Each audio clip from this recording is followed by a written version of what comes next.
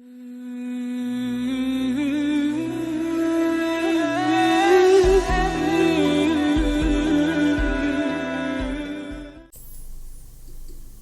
الحمد للہ نحمده ونصلی علی رسولہ الکریم اما بعد ان اللہ وملائکتہ یصلون علی النبی یا ایھا الذین آمنوا صلوا علیہ وسلموا تسلیما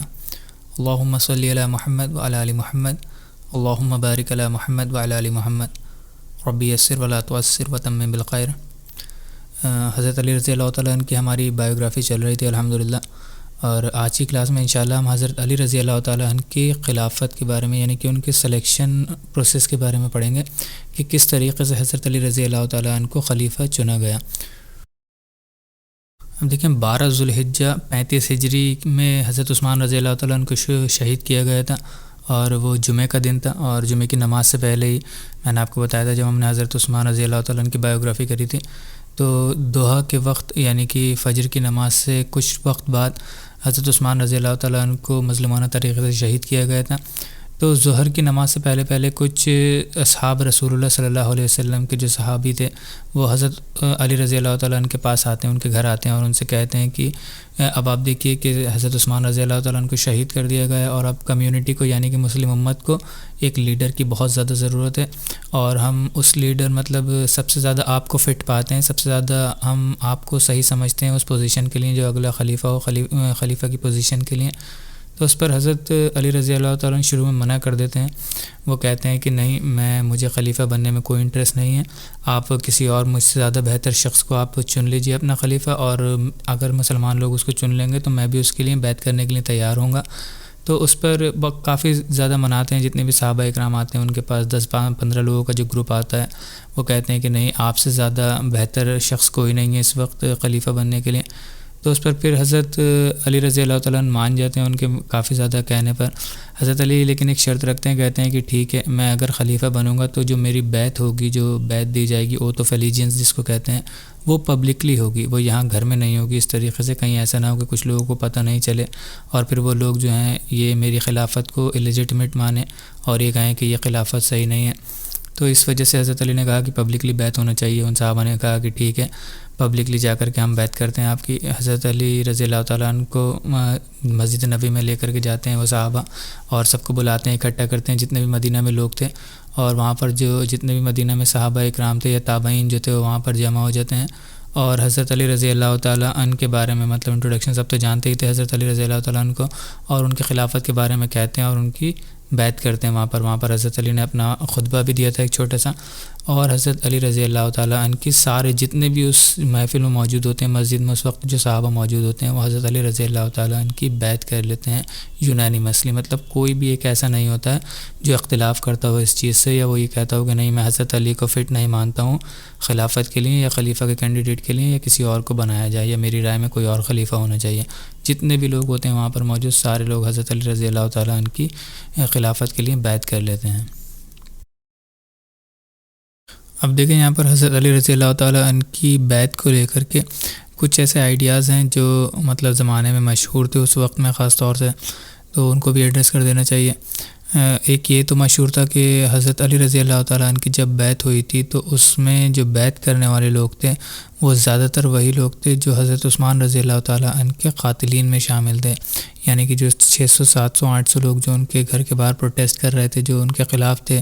اور جو کمپلینٹس لے کر کے آئے تھے ان کے خلاف، تو وہی لوگوں نے گھبرا کر کے ڈر کے مارے کہ کہیں ایسا نہ ہو کہ ہمیں پکڑا جائے اور ہمیں مارا جائے، ہمیں کوئی سزائیں دی جائیں، تو وہ حضرت علی رضی اللہ تعالیٰ عنہ کے پاس گئے اور انہی لوگوں نے حضرت علی رضی اللہ تعالیٰ عنہ سے خلیفہ بننے کے لیے آفر کیا،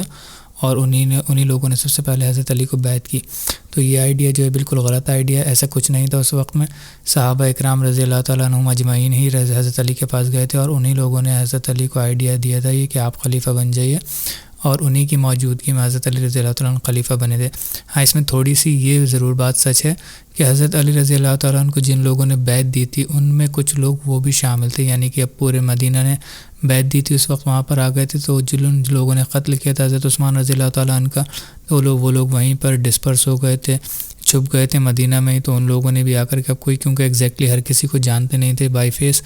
اور صرف کچھ 10-12 لوگ جو تھے آگے کے جنہوں نے حضرت عثمان کا قتل کیا تھا ڈائریکٹلی جو انوالو تھے، ان لوگوں کو لوگ جانتے تھے، لیکن اور باقی زیادہ لوگوں کو زیادہ لوگ جانتے نہیں، تو اس وجہ سے ان لوگوں نے بھی آ کر کے حضرت علی رضی اللہ تعالیٰ عنہ کی بیعت کی تھی، اور حضرت علی رضی اللہ تعالیٰ عنہ کی آرمی میں وہ لوگ شامل تھے۔ اب ایک اور جو دوسرا آئیڈیا جو مطلب بالکل غلط بات ہے جو مشہور تھی اس زمانے میں، وہ یہ تھی، اور آج بھی کچھ لوگ اس بات کو مانتے ہیں، کہ حضرت طلحہ رضی اللہ تعالیٰ عنہ اور حضرت الزبیر رضی اللہ تعالیٰ عنہ جو کہ دونوں عشرہ مبشرہ میں شامل ہیں اور جنتی صحابی ہیں، کچھ روایتوں میں ایسا بھی ملتا ہے کہ ان لوگوں نے بھی حضرت علی رضی اللہ تعالیٰ عنہ کی بیعت نہیں کی تھی۔ دیکھیے اس کے پیچھے کا ریزن یہ تھا، آدھی بات سچ ہے، انہوں نے شروع میں حضرت علی رضی اللہ تعالیٰ عنہ کی بیعت نہیں کی تھی، اور اوتو علی جن جس کو کہتے ہیں وہ نہیں کی تھی انہوں نے۔ اس کی وجہ یہ تھی کہ ان کی یہ ڈیمانڈ تھی، وہ یہ کہتے تھے کہ حضرت عثمان رضی اللہ تعالیٰ عنہ کو کیونکہ بڑے مظلومانہ طریقے سے شہید کیا ہے، تو ہمیں پہلے حضرت عثمان رضی اللہ تعالیٰ عنہ کے قاتلین کو مارنا چاہیے، حضرت عثمان کا بدلہ لینا چاہیے، اس کے بعد ہم حضرت علی رضی اللہ تعالیٰ عنہ کی بیعت کریں گے۔ تو یہ ایک آئیڈیا تھا، حضرت علی رضی اللہ تعالیٰ عنہ کا اپنا اسٹانس تھا۔ انہوں نے کہا تھا کہ اگر مجھے پتہ ہو تو میں سب سے بدلہ لے لوں، لیکن مجھے پتہ نہیں کہ وہ لوگ کون ہیں۔ تو وہ انہوں نے حضرت طلحہ اور حضرت زبیر سے یہی کہا کہ آپ لوگ پہلے میری بیعت دیجئے، مجھے اسٹرینتھ پہنچائیے اور میری خلافت کو مضبوط کریے آپ، پھر میں انشاءاللہ ان کو جیسے ہی ہمیں پتہ چلے گا کہ میرے پاس کتنے لوگ ہیں، آرمی کتنی اسٹرینتھ، ہماری آرمی کی کتنی اسٹرینتھ ہے، تو پھر میں ان لوگوں سے بدلہ لے سکتا ہوں، تاکہ تب تک مجھے پتہ بھی چلے کہ وہ لوگ کون ہیں۔ تو حضرت علی کا یہ اپنا اسٹانس تھا۔ تو اس میں کچھ رپورٹس میں یہ ملتا ہے کہ ان لوگوں نے بیعت دی ہی نہیں، اور وہ حضرت عائشہ کے ساتھ چلے گئے جنگ کے لیے، اور کچھ رپورٹس میں ہمیں جیسے کہ بخاری میں یہ حدیث ملتی ہے کہ حضرت طلحہ اور حضرت زبیر نے بیعت کر لی تھی حضرت علی رضی اللہ تعالیٰ عنہ کی، لیکن بیعت کرنے کے بعد پھر وہ مدینہ میں رکے نہیں، پھر وہ وہاں سے چلے گئے تھے۔ اب اگر حضرت علی رضی اللہ تعالیٰ عنہ کی خلافت کے بارے میں بات کریں آگے اگر ہم، تو حضرت علی رضی اللہ تعالیٰ عنہ کی جو خلافت تھی آپ سب کو پتہ ہے کہ بہت ہی چیلنجنگ فیز تھا وہ ان کی لائف کا،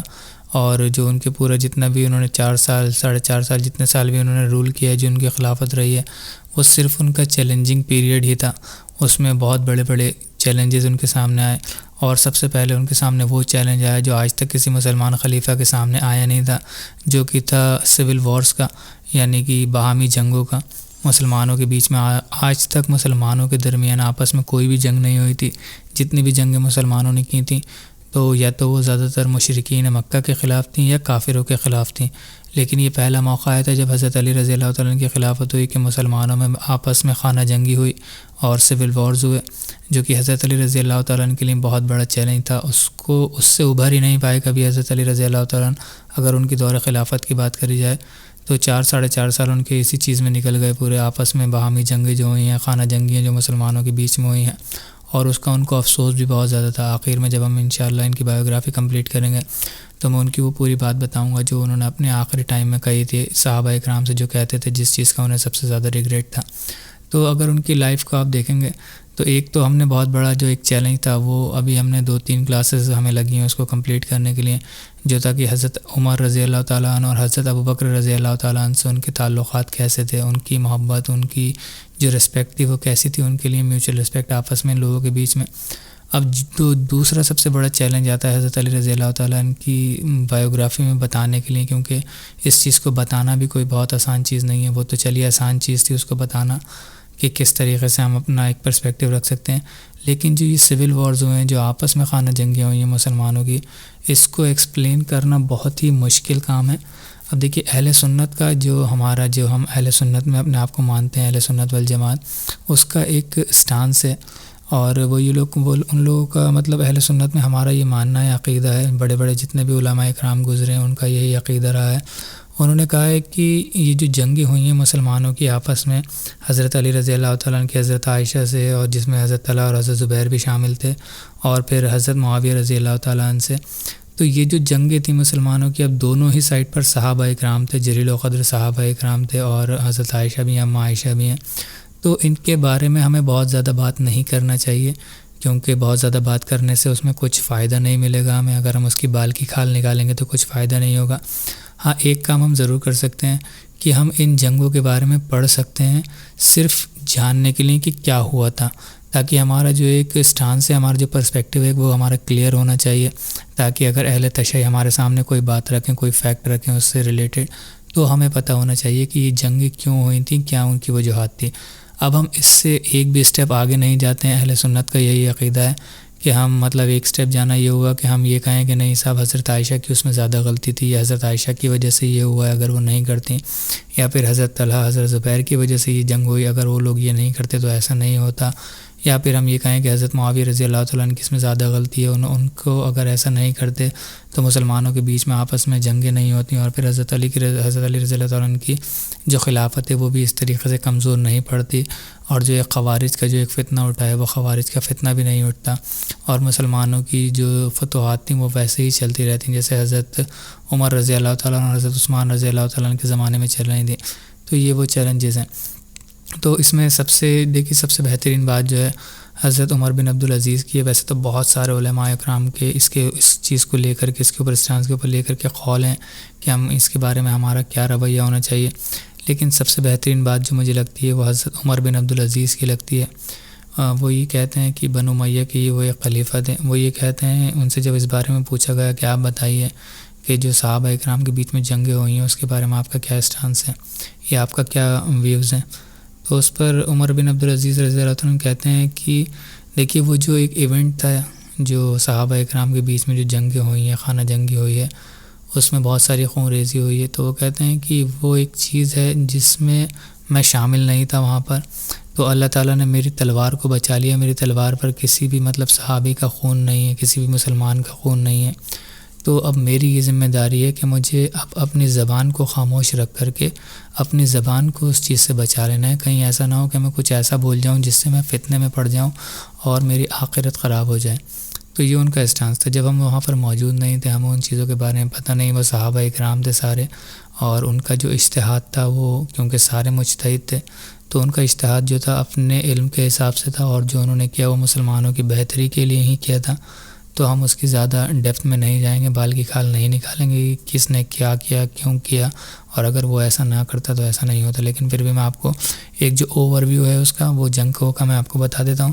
حضرت علی رضی اللہ تعالیٰ عنہ کی دور خلافت میں اگر ہم جنگوں کی بات کریں تو 3 سب سے مین جنگیں ہوئی ہیں، سب سے جو خاص آپ کہہ لیجیے سب سے بڑی جنگیں تھیں۔ سب سے پہلی تھی جنگ جمل، جو کہ حضرت علی رضی اللہ تعالیٰ عنہ اور حضرت عائشہ رضی اللہ تعالیٰ عنہ کے درمیان ہوئی ہے۔ ایک سائیڈ حضرت علی کی فوج تھی اور ایک سائیڈ حضرت عائشہ رضی اللہ تعالیٰ عنہ جو کہ امہات المومنین میں ہیں، اور رسول اللہ صلی اللہ علیہ وسلم کی زوجہ محترمہ ہیں، ان کو کسی انٹروڈکشن کی ضرورت نہیں ہے، سارے لوگ جانتے ہیں ان کو۔ تو یہ تھی ایک پہلی جنگ جس کو جنگ جمل کہتے ہیں، اور جو دوسری جنگ تھی مسلمانوں کی باہمی، جو دوسرا سول وار تھا وہ تھا جنگ صفین، جو کہ حضرت علی رضی اللہ تعالیٰ عنہ اور حضرت معاویہ رضی اللہ تعالیٰ عنہ کے درمیان ہوا ہے۔ ایک سائیڈ پر حضرت علی تھے، ان کی فوج تھی خلیفہ وقت، اور دوسری سائیڈ پر گورنر تھے سیریا کے حضرت معاویہ رضی اللہ تعالیٰ عنہ، جو کہ حضرت ابو سفیان رضی اللہ تعالیٰ عنہ کے بیٹے ہیں۔ تو یہ دوسری جنگ تھی جس کو جنگ صفین کہا جاتا ہے، جنگ صفین کے نام سے مشہور ہے۔ اور ایک تیسری جنگ بھی تھی جو کہ بہت مشہور ہے، جس کو جنگ نہروان کہتے ہیں، جو کہ حضرت علی رضی اللہ تعالیٰ عنہ اور جو مسلمانوں میں ایک گروہ تھا جو کہ مسلمانوں کے ہی بیچ سے نکلا تھا، اس کو خوارج کا گروہ کہتے ہیں۔ اور خوارج کا جب ان کے بارے میں ہم پڑھیں گے تو انشاءاللہ میں بہت ڈیٹیلز ان کے بارے میں بتا دوں گا آپ کو کہ خوارج کون ہوتے ہیں، کیا ہوتے ہیں۔ مسلمانوں میں سے ہی نکلا ہوا یہ گروہ تھا جنہوں نے حضرت علی رضی اللہ تعالیٰ عنہ کے خلاف خروج کیا تھا، اور حضرت علی رضی اللہ تعالیٰ عنہ سے جنگ کرنے کے لیے آئے تھے، اور حضرت علی رضی اللہ تعالیٰ عنہ کی جنگ ہوئی۔ اب یہ تینوں ہی جنگوں میں حضرت علی رضی اللہ تعالیٰ عنہ کی ہی فتح ہوئی تھی۔ میں آپ کو انشاءاللہ تھوڑی ان کی ڈیٹیل بتا دوں گا تاکہ جس سے آپ لوگوں کو پتہ ہو کہ ان کے پیچھے کے ریزنز کیا تھے۔ اب دیکھیں جو پہلی جنگ تھی جنگ جمل، جس کو بیٹل آف دا کیمل کہا جاتا ہے، اور یہ جو پہلی جنگ تھی یہ حضرت عائشہ رضی اللہ تعالیٰ عنہ اور حضرت علی رضی اللہ تعالیٰ عنہ کے درمیان ہوئی 36 ہجری میں، 36 ہجری میں یہ جنگ جو تھی ہوئی تھی۔ اب اس کے پیچھے کے دیکھیں ریزنز جو تھے، سب سے بڑا ریزن یہ تھا کہ حضرت عثمان رضی اللہ تعالیٰ عنہ کو کیونکہ ابھی شہید کیا گیا تھا، اور بہت سارے لوگ یہ ڈیمانڈ کر رہے تھے کہ حضرت عثمان رضی اللہ تعالیٰ عنہ کے جو قاتلین ہیں، جو پروٹیسٹرز تھے، جو ان کے کمپلینٹ جو لے کر کے آتے تھے اور جن لوگوں نے ان کو قتل کیا ہے بڑے مظلومانہ طریقے سے، ان لوگوں کو قتل کیا جانا چاہیے، ان لوگوں کو بدلہ لینا چاہیے ان سے۔ اب دیکھیے حضرت عثمان رضی اللہ تعالیٰ عنہ کے قتل کے بعد جتنے بھی لوگ تھے وہاں پر 700-800 لوگ جو تھے وہاں پر رکے نہیں، موجود نہیں رہے، وہ لوگ وہاں ڈسپرس ہو گئے تھے، کچھ لوگ مدینہ میں ہی چھپ گئے تھے، مدینہ میں بکھر گئے تھے، اور کچھ لوگ جو تھے واپس جو مصر کے تھے، ایجپٹ کے تھے، وہ وہاں واپس چلے گئے تھے، اور کچھ صرف ان میں سے 700-800 لوگوں میں سے کچھ صرف 10-12 لوگ ہی ایسے تھے جن کا نام جانتے تھے، صحابہ اکرام کو نام پتہ تھا کہ ہاں یہ لوگ جو ہیں ان لوگوں نے حضرت عثمان رضی اللہ تعالیٰ عنہ کو قتل کیا ہے، یا ان کے قتل کی سازش میں شامل تھے، یا پھر یہ پروٹیسٹرز میں شامل تھے۔ تو کیونکہ باہر کے وہ لوگ تو ان کو زیادہ تر لوگ جانتے نہیں تھے، تو سب سے بڑا چیلنج حضرت علی رضی اللہ تعالیٰ عنہ کے لیے یہ تھا۔ حضرت علی بھی حالانکہ یہ چاہتے تھے کہ ہاں قتل جو انہوں نے کیا ہے حضرت عثمان رضی اللہ تعالیٰ عنہ کا، اس کا بدلہ ہونا چاہیے، لیکن سب سے بڑا چیلنج ان کے لیے یہی تھا کہ ان کو پتہ ہی نہیں تھا کہ وہ لوگ کون ہیں۔ تو وہ سوچتے تھے کہ میں کیسے بدلہ لوں، کس کی نکالوں، کہیں ایسا نہ ہو کیونکہ کوئی معصوم شخص قتل نہ ہو جائے جو اس چیز میں شامل بھی نہ ہو، اور اس کا قتل نہ ہو جائے، کہیں میرے ہاتھوں سے ناحق قتل نہ ہو جائے۔ تو یہ چیز جو تھی ایک ڈفرینس آف اوپینین بنی۔ حضرت طلحہ اور حضرت الزبیر جو ہیں، جو کہ 10 مبشرہ میں سے ہیں اور بہت جلیل و قدر صحابی ہیں، ان لوگوں کی یہی سوچ تھی، یہی ان کا اسٹانس تھا، یہی ان کا ماننا تھا کہ پہلے قاتلین عثمان سے بدلہ لیا جانا چاہیے، اس کے بعد خلافت کی بیعت ہونا چاہیے۔ لیکن کیونکہ بہت سارے زیادہ تر لوگ جو مدینہ کے صحابہ اکرام تھے یا تابعین تھے، وہ لوگ حضرت علی رضی اللہ تعالیٰ عنہ کی بیعت کر چکے تھے، ان کو خلیفہ مان چکے تھے۔ تو جب ایک بار خلافت کی بیعت ہو جاتی ہے تو پھر اس سے پیچھے ہم نہیں ہٹ سکتے، اور ایک بار اگر مسلمانوں نے کسی کو اپنا خلیفہ چن لیا ہے تو باقی سارے لوگوں کو بھی اس خلیفہ کی بیعت کرنا ضروری ہے، ان کے اوپر فرض ہو جاتا ہے، واجب ہو جاتا ہے ان لوگوں کے اوپر۔ اگر وہ لوگ نہیں کریں گے تو ایسا نہیں ہو سکتا کہ اپنی مرضی سے وہ خلیفہ کی بیعت نہیں کریں۔ اگر ان کو پسند بھی نہیں ہے خلیفہ، ان کی چوائس کا بھی نہیں ہے خلیفہ، تب بھی ان کو مجبوراً بیعت کرنا پڑتی ہے تاکہ اسٹرینتھ رہے، مسلمانوں میں یونٹی رہے۔ تو اس وجہ سے حضرت علی رضی اللہ تعالیٰ نے ان سے کہا کہ آپ لوگ میری بیعت دیجیے اور مجھے اسٹرینتھ پہنچائیے آپ، اور مجھے مضبوط کریے میری خلافت کو، تاکہ میں پھر قاتلین عثمان جو ان سے بدلہ لے سکوں۔ لیکن حضرت طلحہ اور حضرت الزبیر جو تھے اپنے سٹانس پر رہے، حالانکہ پھر ان کی بیعت ہو گئی۔ اب دیکھیے ایسا نہیں تھا کہ حضرت طلحہ اور حضرت زبیر رضی اللہ تعالیٰ عنہ جو تھے وہ اکیلے تھے صرف اس چیز میں، ان کے ساتھ اور بھی کچھ صحابہ تھے اور تابعین تھے جن کی یہی ڈیمانڈ تھی، سیم ڈیمانڈ تھی۔ بیعت ہو جانے کے بعد بھی وہ حضرت علی رضی اللہ تعالیٰ عنہ کو اسی چیز کے لیے پرسو کرتے رہے، اسی چیز کے لیے مناتے رہے کہ ہمیں قاتلین عثمان کا بدلہ لینا چاہیے، ان سے بدلہ لینا چاہیے، ان کو قتل کرنا چاہیے۔ تو حضرت علی رضی اللہ تعالیٰ عنہ کی بھی وہی سوچ تھی، انہوں نے کہا کہ ٹھیک ہے، میں کچھ ٹائم مجھے دیجیے اور دیکھتا ہوں میں کیا سولیوشن نکلتا ہے اس کا، اور ہمیں کس طریقے سے ان سے نبٹ سکتے ہیں جو قاتلین عثمان ہیں، جو مرڈررز تھے۔ تو اس چیز میں وہ کہتے ہیں ٹھیک ہے، ان کو وقت دیتے ہیں حضرت علی کو، حضرت علی اور حضرت عثمان کچھ وقت بعد پھر ان کے پاس واپس آتے ہیں۔ پھر حضرت علی کا وہی جواب ہوتا ہے کہ ابھی بہت مشکل ہے، ابھی ہمیں پتہ بھی نہیں ہے کہ وہ لوگ کون ہیں، اور میں اس چیز پر کام کر رہا ہوں، یا تو آپ مجھے بتائیے کہ وہ کون کون لوگ تھے۔ اب اس چیز میں 4 مہینے گزر جاتے ہیں، آپس میں ان لوگوں کے بیچ میں ڈسکشن یہی رہتا ہے کہ یا تو آپ مجھے بتائیے کہ وہ لوگ کون تھے، یا پھر آپ ویٹ کیجیے تھوڑا اور۔ تو حضرت طلحہ اور حضرت زبیر کو لگتا ہے کہ نہیں، ایسے تو معاملہ نہیں ہو پائے گا، ہم ایسے بدلہ نہیں لے پائیں گے۔ وہ وہاں سے مکہ چلے جاتے ہیں، مدینہ سے مکہ چلے جاتے ہیں، اور مکہ میں حضرت عائشہ رضی اللہ تعالیٰ عنہ ہوتی ہیں، اور حضرت عائشہ رضی اللہ تعالیٰ عنہ کے پاس جا کے ان کو وہ بھی منانے کی کوشش کرتے ہیں، ان کے سامنے اپنا اسٹانس رکھتے ہیں۔ حضرت عائشہ کا بھی یہی ماننا تھا کہ قاتلین عثمان سے جو ہے بدلہ لینا چاہیے، اور حضرت عثمان کو جو مظلومانہ طریقے سے قتل کیا گیا، یہ غلط ہوا ہے، ان کے ساتھ خلیفہ وقت کے ساتھ ایسا کام کیا گیا، تو اس پر وہ ان کے ساتھ ہو جاتی ہیں۔ تو حضرت طلحہ اور حضرت زبیر کہتے ہیں کہ آپ ہمارا ساتھ دیجیے، آپ ہمارے ساتھ رہیے، اور ان کے ساتھ اور بھی سارے، میں نے جیسا آپ کو بتایا، لوگ تھے، صحابہ تھے، تابعین تھے۔ وہ کہتے ہیں کہ آپ ہمارا ساتھ دیجیے، اگر آپ ہمارے ساتھ ہوں گے تو ہمیں ایک زیادہ لوگوں کی سپورٹ مل سکتی ہے، کیونکہ امہات المومنین کا اپنا ہی ایک رتبہ ہے، اور اس میں بھی حضرت عائشہ رضی اللہ تعالیٰ عنہ کا ایک الگ ہی رتبہ ہے۔ تو وہ کہتے ہیں کہ آپ ہمارا ساتھ دیجیے، لوگوں کی ہمیں زیادہ لوگ ہمیں سپورٹ کریں گے پھر، اور ہم جو ہیں زیادہ اسٹرینتھ ہوگی ہماری، تو ہم قاتلین عثمان سے بدلہ لے سکتے ہیں۔ اور اس پر وہ کہتے ہیں کہ ہم بصرہ چلتے ہیں، بصرہ سے ہمارے پاس کافی سارے سپورٹ آ رہی ہے، وہ لوگ ہی کہہ رہے ہیں کہ آپ ہمارے پاس آ جائیے، بصرہ آئیے، اور یہاں سے ہم ایک جتھا بنائیں گے، ایک آرمی بنائیں گے، پھر ہم ان کے اوپر جو اٹیک لانچ کریں گے جو قاتلین عثمان ہیں۔ تو کیونکہ ایجپٹ کے سے زیادہ تر قاتلین عثمان بصرہ ایجپٹ سے قریب ہے، وہ کہتے ہیں کہ وہاں سے ہم اٹیک کر سکتے ہیں ان کے اوپر۔ تو جب یہاں سے مکہ سے بصرہ کے لیے نکلتے ہیں تب تو صرف 600-700 یا 800 لوگوں کا یہ قافلہ تھا، حضرت طلحہ، حضرت زبیر اور حضرت عائشہ کا۔ لیکن جب تک بصرہ پہنچتے ہیں تو ان کے پاس 8 یا 10 ہزار لوگوں کا پورا ایک لشکر تیار ہو جاتا ہے، کیونکہ جہاں جہاں سے جاتی ہوتے ہیں یہ پورا قافلہ، تو وہاں پتہ چلتا ہے کہ حضرت عائشہ رضی اللہ تعالیٰ عنہ بھی جو ہیں وہ بھی شامل ہیں، تو لوگ ان کے ساتھ شامل ہوتے رہتے ہیں۔ اور حضرت عثمان جو کہ ایک بہت نیوٹرل پرسنالٹی تھے، ہر کوئی ان سے محبت کرتا ہے، تو اس وجہ سے بھی لوگ ان کے ساتھ زیادہ جڑنے لگے کہ حضرت عثمان کے ساتھ جو تھا وہ غلط ہوا ہے۔ تو اس چیز کو جب وہ بصرہ پہنچتی ہیں، بصرہ میں کیونکہ حضرت علی رضی اللہ تعالیٰ عنہ کی خلافت تھی تو انہی کا اپوائنٹڈ گورنر تھا وہاں پر. جب وہ دیکھتا ہے کہ یہاں پر اتنی بڑی فوج آ گئی ہے پوری، تو وہ حضرت علی رضی اللہ تعالیٰ عنہ کو فوراً خط لکھتے ہیں جو بصرہ کے گورنر ہوتے ہیں کوفہ کے. وہ کہتے ہیں حضرت علی کو کہ یہاں تو بڑا معاملہ خراب ہو گیا، یہاں پر پوری ایک فوج آ گئی ہے اور اس میں حضرت عائشہ رضی اللہ تعالیٰ عنہ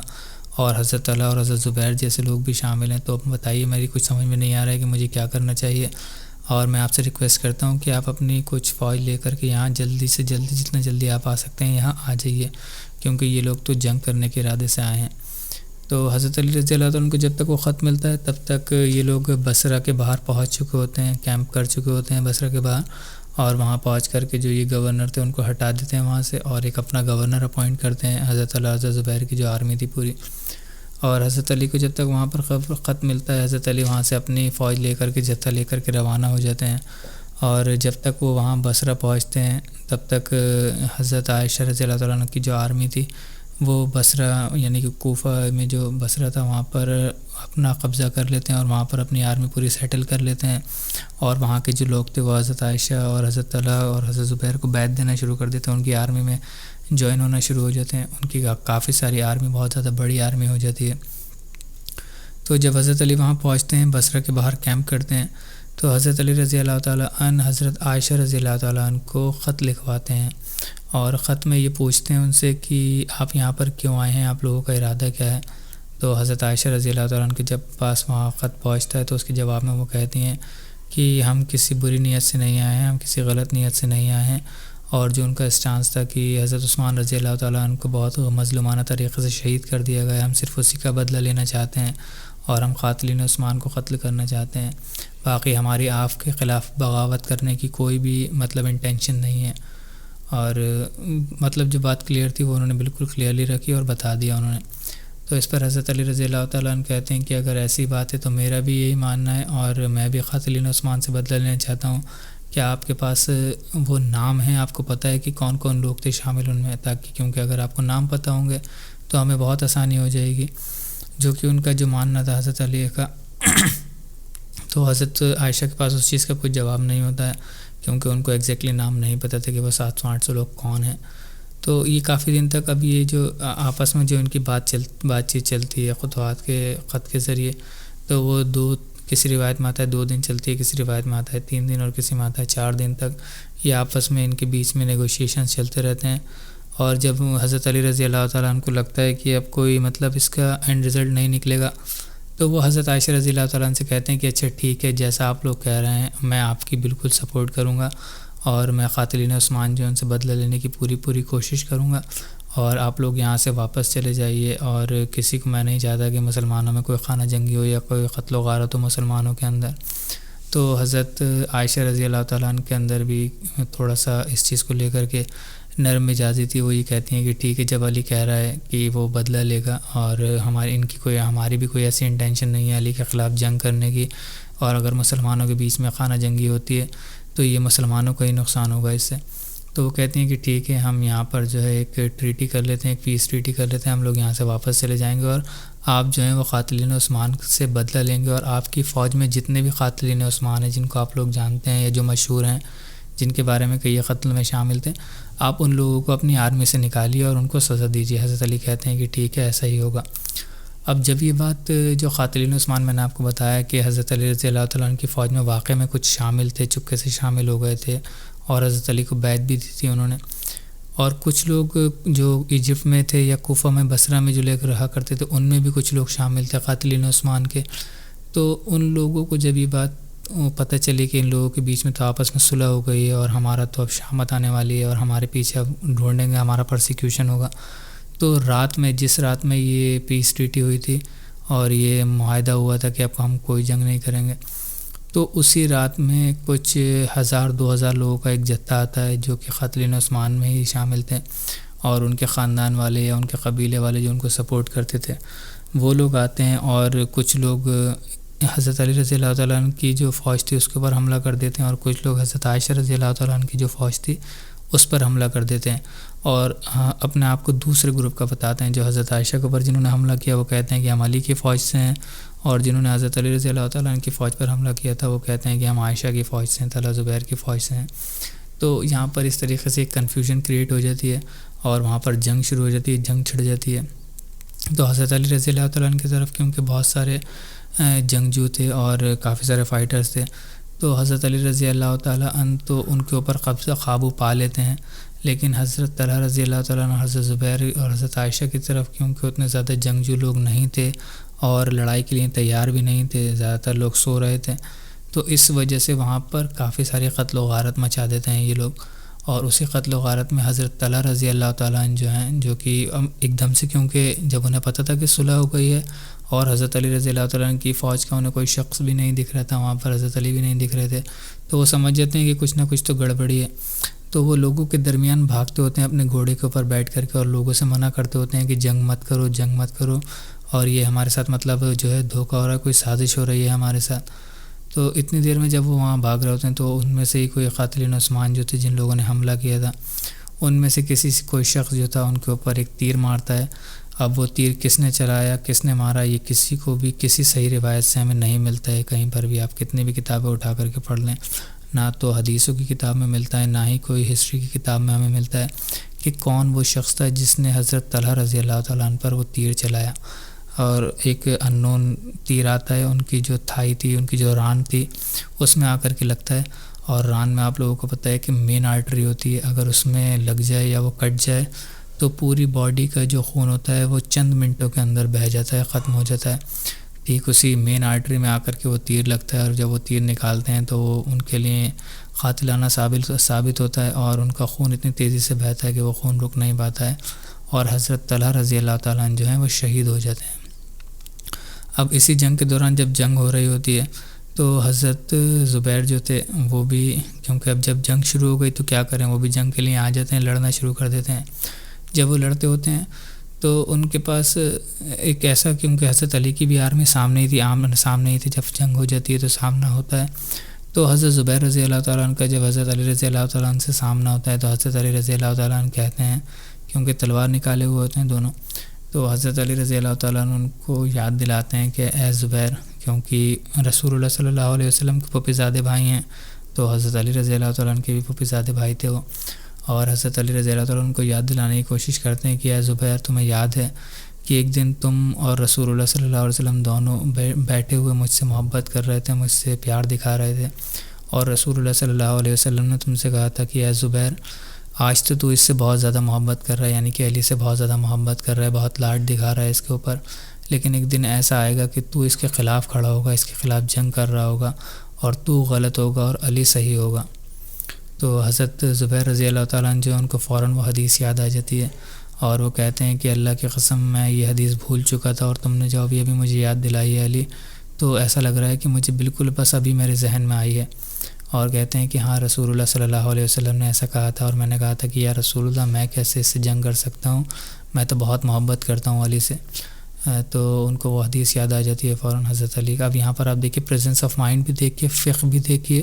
اور ان کا کنسرن بھی دیکھیے کہ وہ نہیں چاہتے ہیں کہ اپنے مطلب بھائی سے لڑیں، وہ جنگ کریں، جو کہ ان کے مسلمان بھائی بھی ہیں اور ان کے خونی بھائی بھی ہیں، تو وہ نہیں چاہتے تھے کہ ان سے جنگ کریں وہ، تو اس وجہ سے ان کو یاد دلاتے ہیں. جب حضرت زبیر کا بھی اب یہاں پر آپ دیکھیے کہ ان کا ایمان کا لیول دیکھیے یا ان کی سچائی دیکھیے، جیسے ہی ان کو یہ بات پتہ چلتی ہے، یاد آتی ہے، تو وہ اپنی جو تلوار تھی وہ اپنی نیام میں واپس ڈالتے ہیں، اور وہ اپنے گھوڑے پر بیٹھ کر کے وہاں سے چلے جاتے ہیں، اور لوگوں سے بھی منع کرتے ہیں کہ یہ جنگ مت کرو، یہ جنگ مت کرو، لڑو مت لڑو. جب وہاں سے وہ جا رہے ہوتے ہیں تو جو یہ قاتلین عثمان تھے ان میں سے ایک شخص، کوئی شخص تھا، وہ جو ہے وہ دیکھ لیتا ہے کہ زبیر جو ہے یہاں سے جنگ چھوڑ کر کے جا رہے ہیں، یہ تو بہت زیادہ مطلب اس کو لگتا ہے کہ ایک موقع آ گیا اس کے لیے، اور وہ ان کا پیچھا کرنا شروع کر دیتا ہے. اب دیکھیے جو حضرت زبیر تھے وہ گھوڑ سواری بہت زبردست کیا کرتے تھے، بہت ماہر تھے وہ، اور کوئی بھی ان کو نہیں لگ سکتا تھا اگر وہ اپنے گھوڑے پر بیٹھ کر کے تیزی سے جا رہے ہیں. تو وہ شخص بھی پیچھا کرتا رہتا ہے، لیکن وہ پہنچ نہیں پاتا ہے حضرت زبیر تک. لیکن راستے میں ایک جگہ کافی رات ہو جاتی ہے، تو حضرت زبیر رکتے ہیں. اب اس کی بھی اس بات کی داد دینا پڑے گی کہ وہ ان کے پیچھے لگا رہا رات بھر. اور جب حضرت زبیر رکتے ہیں، وہاں پر نماز کا وقت ہوتا ہے، نماز پڑھنے کے لیے وہاں رکتے ہیں کسی جگہ پر، اور نماز پڑھ رہے ہوتے ہیں جب، تو نماز کی حالت میں وہ شخص جو پیچھے لگا تھا ان کے، وہ چپکے سے ان کو مظلومانہ طریقے سے شہید کر دیتا ہے پیچھے جب وہ نماز پڑھ رہے تھے۔ تو اس جنگ میں یہ 2 شہادتیں، ویسے تو کافی سارے، کم سے کم 1000 یا 1500 2000 کئی روایتوں میں تو آتا ہے 5000 صحابہ اکرام شہید ہوئے تھے اس میں تابعین، لیکن یہ 5000 موتوں سے زیادہ یہ جو 2 شہادتیں تھیں حضرت طلحہ اور حضرت زبیر کی، یہ بہت بڑی شہادتیں تھیں مسلمانوں کے لیے، کیونکہ یہ چوٹی کے صحابہ ہیں، جلیل و قدر صحابی ہیں، اور بہت ہی مطلب کوئی چھوٹے موٹے صحابی نہیں ہیں۔ رسول اللہ صلی اللہ علیہ وسلم نے خود اپنے منہ سے ان کے لیے جنت کی بشارت کی ہے، اور عشرہ مبشرہ میں سے ہیں، یہ بالکل سابقون الاولون میں سے ہیں، بالکل شروعاتی دور میں جب رسول اللہ صلی اللہ علیہ وسلم نے دعوت کا آغاز کیا تھا، جب پرائیویٹ دعوت رسول اللہ صلی اللہ علیہ وسلم دیا کرتے تھے انڈیویجولز کو خالی، تب ان لوگوں نے اس دعوت کو سنا تھا اور اس دعوت کو قبولا تھا، تو یہ اس وقت کے صحابی ہیں۔ تو یہ جو 2 شہادتیں تھیں یہ بہت بڑی شہادتیں تھیں، اور اس میں حضرت عائشہ جب حضرت علی کیونکہ سامنے سے جیت جاتے ہیں یہ، اور ان لوگوں کو قاتلین جو لوگ شامل تھے جو جن کی وجہ سے یہ جنگ ہوئی تھی ان لوگوں کو بھی مار لیتے ہیں، ان کے اوپر قبضہ کر لیتے ہیں، قابو پا لیتے ہیں حضرت علی رضی اللہ تعالیٰ عنہ کی فوج۔ تو حضرت عائشہ رضی اللہ تعالیٰ عنہ کی جو فوج تھی، کیونکہ جو 2 مین لوگ تھے طلحہ اور حضرت زبیر، وہی لوگ شہید ہو گئے، تو ان لوگوں کا مورال گر جاتا ہے، یہ لوگ ہتھیار ڈال دیتے ہیں۔ اب دیکھیے اس میں حضرت علی رضی اللہ تعالیٰ عنہ نے بہت مہذب طریقے سے پیش آتے ہیں حضرت عائشہ رضی اللہ تعالیٰ عنہ کے ساتھ، اور صرف حضرت عائشہ رضی اللہ تعالیٰ عنہ کی وجہ سے، کیونکہ حضرت عائشہ جو تھیں وہ پرزنرز آف وار میں تھیں، یعنی کہ جو قیدی ہوتے ہیں، بندی بنائے جاتے ہیں جنگ کے بعد، وہ ان میں تھیں، تو اس وجہ سے حضرت علی رضی اللہ تعالیٰ عنہ نے کوئی بھی پرزنر آف وار نہیں لیا، جو کہ عورتیں باندیاں بنائی جاتی ہیں اور مسلمانوں کے بیچ میں تقسیم کی جاتی ہیں، بانٹی جاتی ہیں، تو ان کے اسٹیٹس کی وجہ سے انہوں نے یہ کام نہیں کیا، انہوں نے کوئی پرزنرز آف وار نہیں لیے، اور انہوں نے کسی کے ابھی مال نہیں لوٹا، انہوں نے کہا کہ جن لوگوں کا بھی مال ہے وہ آ کر کے لے جائیں واپس سے، اور بہت مہذبانہ طریقے سے، اور جو کچھ بھی مال نہیں لوٹا، اور جو حضرت طلحہ کے جو بیٹے تھے ان سے بات بھی کی جا کر کے، ان کا جو مال تھا ان کو واپس کیا، ان کی جو جگہ تھی ان کو وہ واپس کی، اور ان سے انہوں نے کہا کہ تمہارے والد جو تھے بہت نیک شخص تھے، پوری بات کرتے ان کو تاکہ ان کو برا نہ لگے ان کے بچوں کو، اور وہ اپنا اسٹانس بتاتے ہیں کہ اس وجہ سے میں نے نہیں کیا، اس وجہ سے ان کو غلطی لگ گئی، اور ان کا یہ ماننا تھا، اس چیز پہ پورا ڈسکس کرتے ہیں اور کہتے ہیں کہ بے شک وہ جو ہیں جنتی صحابی ہیں، اور رسول اللہ صلی اللہ علیہ وسلم نے ان کو اپنے منہ سے جنت کی بشارت دی ہے، تو وہاں پر تاکہ ان کے بچوں کا جو مرال ہے وہ کم نہ ہو کہ میرے جو والد تھے وہ تو حضرت علی رضی اللہ تعالیٰ عنہ سے جنگ کرتے ہوئے شہید ہو گئے، نعوذ باللہ، پتہ نہیں ان کا فیوچر کیا ہو، پتہ نہیں ان کو مسلمان کس نظریے سے دیکھیں، تو وہاں پر حضرت علی بہت کلیئرلی بتا دیتے ہیں کہ اس میں ان کی کوئی غلطی نہیں تھی، اگر اجتہادی خطا ہو گئی تو اللہ تعالیٰ اجتہاد پر بھی، اب جیسا کہ آپ کو پتہ ہے، اگر نہیں پتہ ہے تو میں آپ کو حدیث بتا دیتا ہوں کہ اگر کوئی مجتہد اجتہاد کرتا ہے، رسول اللہ صلی اللہ علیہ وسلم نے کہا، تو اگر وہ صحیح اجتہاد کرتا ہے تو اس کو 2 اجر ملتے ہیں، 2 ثواب ملتے ہیں، لیکن اگر وہ اجتہاد غلط بھی کرتا ہے، اس کا اجتہاد غلط بھی ہو، تو تب بھی اس کو اللہ تعالیٰ ایک اجر دیتا ہے، ایک ثواب دیتا ہے اس کو۔ تو اس کے بعد حضرت عائشہ رضی اللہ تعالیٰ عنہ کو حضرت علی نے جو کوفہ کے جو سب سے مہذب عورتیں تھیں ان کے ساتھ روانہ کیا اور مکہ واپس بھیجا، انہوں نے بہت اچھے انداز میں، اور انہوں نے کہیں بھی ان کو گلٹی فیل نہیں ہونے دیا، اور کہیں پر بھی ان کو نیچا دکھانے کی کوشش نہیں کی، اور اس سے یہاں پر ہمیں ایک چیز اور کلیئر ہوتی ہے کہ حضرت عائشہ رضی اللہ تعالیٰ عنہ اور حضرت علی رضی اللہ تعالیٰ عنہ کے بیچ میں بے شک اختلاف رہے، کافی سارے اختلاف رہا کرتے تھے، لیکن اس اختلاف کا یہ مطلب نہیں تھا کہ حضرت علی رضی اللہ تعالیٰ عنہ نعوذ باللہ ایک لو لیول پر جا کر کے ان کی یہ تو بے حرمتی کریں، اور یہاں پر تو بہت آسان تھا ان کے لیے، اگر کرنا چاہتے تو وہ کر سکتے تھے، لیکن کیونکہ ان کو ان کا مقام پتہ تھا، حضرت عائشہ رضی اللہ تعالیٰ عنہ کا ان کا اسٹیٹس پتہ تھا،